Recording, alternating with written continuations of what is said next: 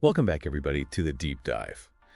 Today, we're diving into something I think every entrepreneur struggles with, and that's delegation. Yes, We've absolutely. got sources from productivity gurus to tech experts, Yeah. and we're going to unpack how to actually get yourself off the hamster wheel and focus on what matters most in your business. It's so interesting because so many entrepreneurs, they got into business because they just love to do everything themselves, right? It's that DIY spirit. But they hit a ceiling when they try to do it all solo. And so many of our sources really hammer this home that delegation is the key to scaling any business and moving forward. I love that. And one of the sources actually features Richard Branson, and he's adamant that delegation is essential. Yeah. Like he says, you can't be the driver and the navigator at the same time if you want to reach your destination quickly. Yeah, that's a great analogy. And Branson's point really echoes this concept of moving from transactional leadership to transformational leadership. Right. So instead of just telling people what to do, it's about creating a vision, setting clear goals, and then empowering your team to actually achieve them. I love that. Yeah. And, that could feel scary to a lot of entrepreneurs, right? Oh, yeah, absolutely. Letting go of control, trusting others with their baby.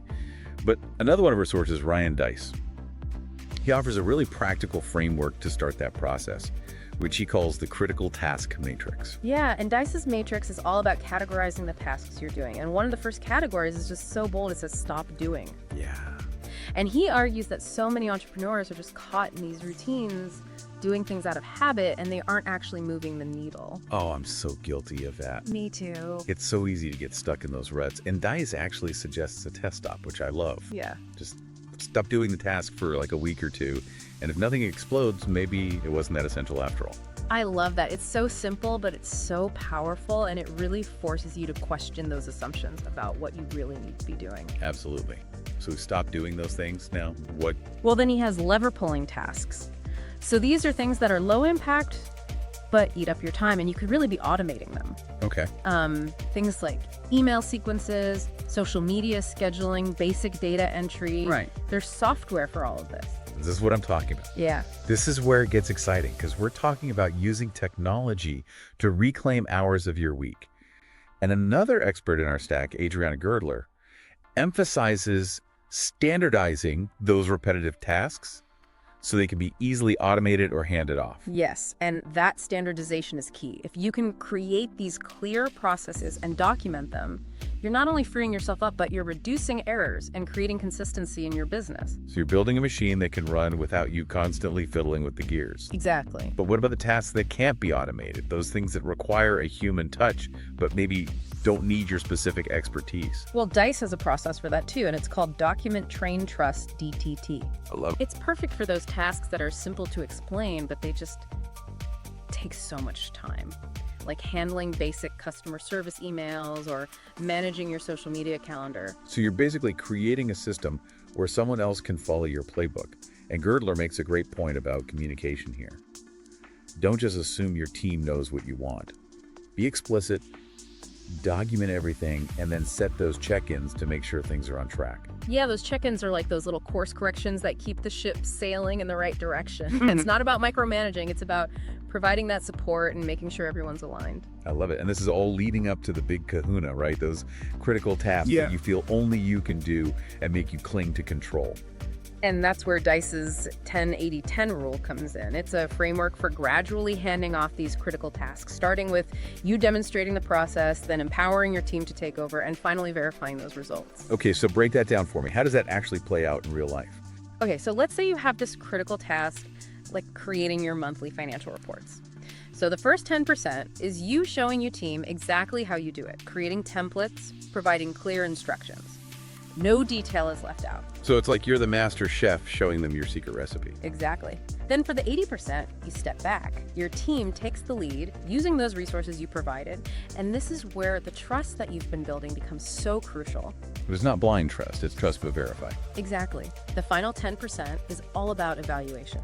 You're checking the work, providing feedback, making sure that everything meets your standards. And this is where you refine the process, adjust the training, and make sure the right people are in those right roles. It's a gradual release of control, but with safety nets built in along the way. I love that. And speaking of shaking things up, we can't ignore the elephant in the room, artificial intelligence. Hmm. Our final source actually dives into AI as the ultimate delegation tool. Yeah, and this is where things get really futuristic. Imagine having a team of virtual assistants that can handle everything from customer support to data analysis to inventory management. This is like the entrepreneur's dream come true. It is. But let's get specific. What are some real-world examples of how AI can help entrepreneurs delegate effectively? Where should we start? Well, let's start with something that I think keeps many entrepreneurs up at night: customer service. Okay. AI-powered chatbots can now handle those routine inquiries, freeing up your human team for the more complex issues. So I can literally set up a chatbot on my website and have it answering questions, resolving basic issues, even collecting leads 24/7. That's exactly right. Oh, And we're not yeah. talking about those clunky robotic chatbots of the past. These AI systems are getting so sophisticated they can understand natural language, they personalize the responses, and they even learn from their interactions to continuously improve. That's a game changer. But let's be honest, customer service is just the tip of the iceberg. What other areas can AI revolutionize for entrepreneurs? Well, think about all that data that you're collecting as a business owner: Yeah. website traffic, sales figures, customer demographics. AI can analyze all of that at a speed and depth that would take a human team weeks or even months. So we're talking about insights, trends, patterns, things that could completely transform your marketing strategy, your product development, even your financial forecasting.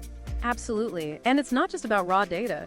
AI can now generate reports, create visualizations, and even offer recommendations based on that data. It's like having a data scientist on your team, but without that six-figure salary. So AI is essentially giving entrepreneurs a superpower, allowing them to see things they couldn't see before and make decisions with a level of confidence they never had. And we haven't even touched on things like AI-powered marketing automation and inventory management. There's a whole world of AI tools emerging that are specifically designed for small businesses and entrepreneurs, and it's evolving at an incredible pace.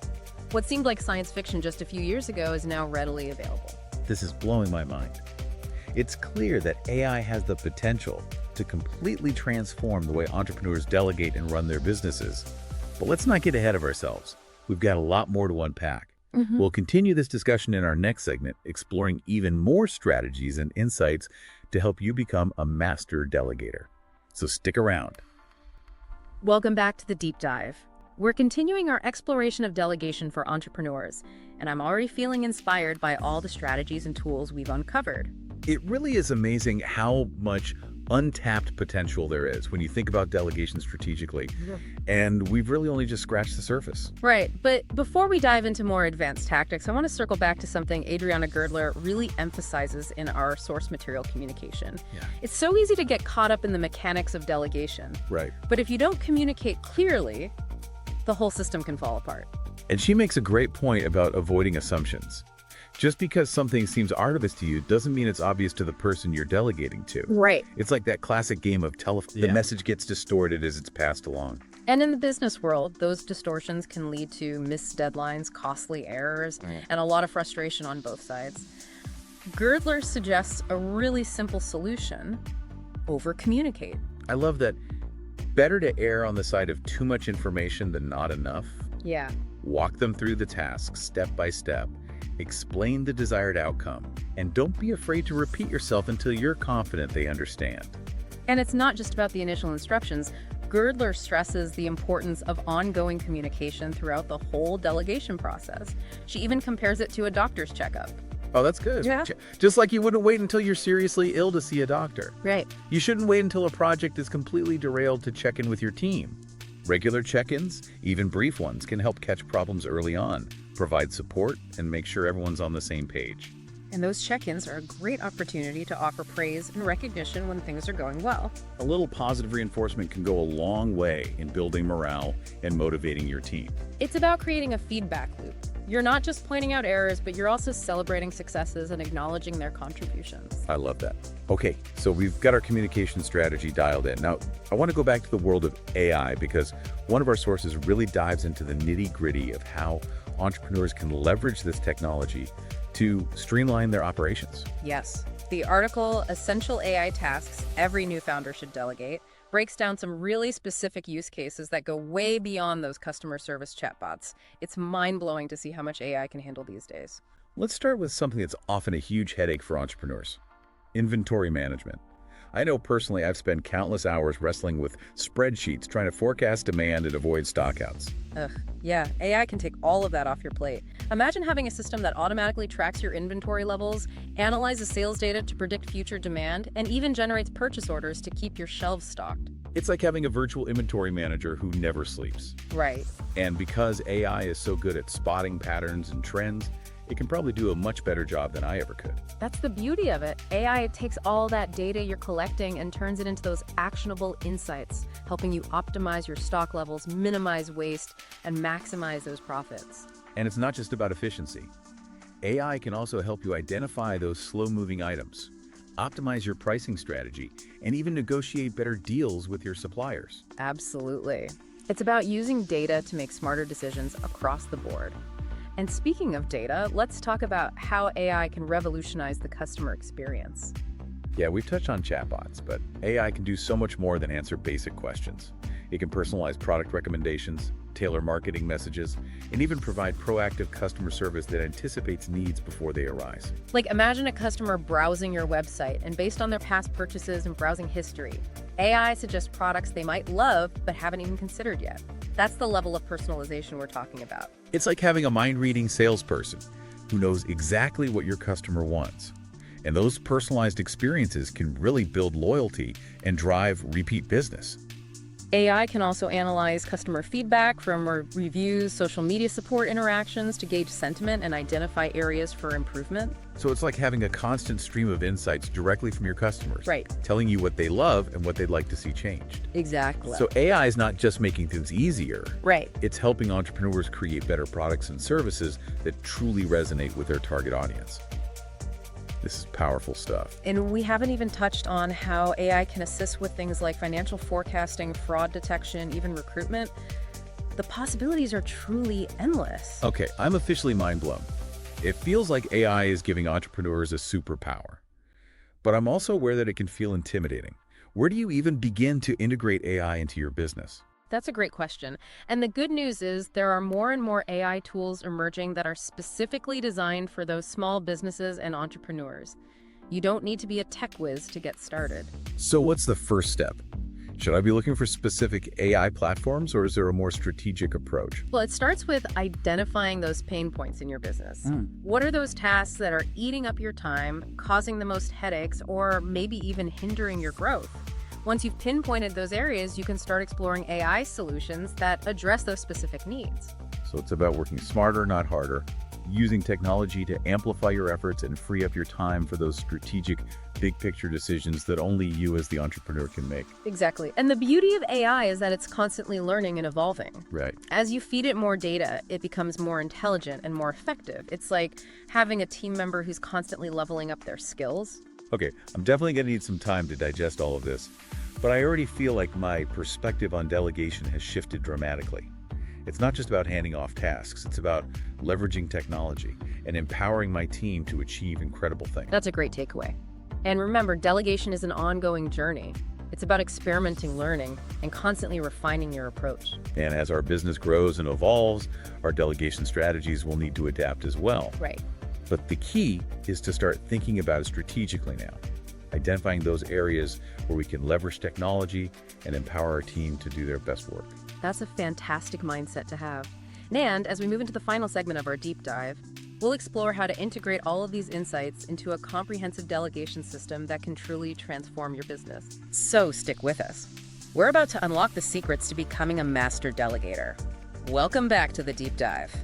We've explored a ton of strategies and tools for effective delegation, from practical frameworks to the mind-blowing potential of AI.